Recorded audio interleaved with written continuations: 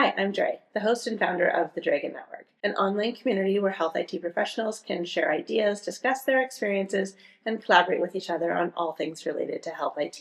In today's video, I want to talk about health information exchange.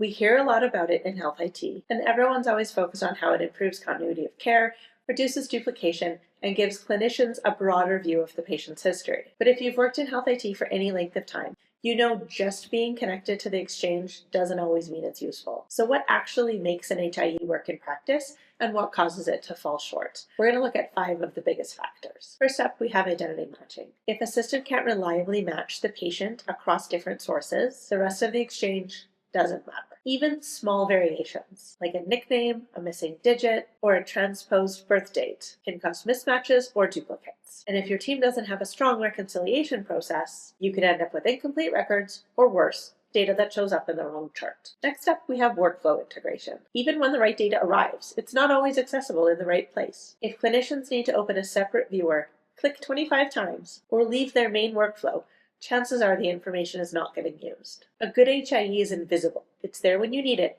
without making users have to go look for it. Next up, we have data quality and structure. Just because something was exchanged correctly doesn't mean that it's clear. We've all seen CCDs or care summaries packed with outdated problems, multiple versions of the same allergy, or lists that don't tell you what's current. Poorly structured or uncurated data makes HIE frustrating to use and easy to ignore. The fourth factor, consent and access controls. Consent models vary by region, and that's fine.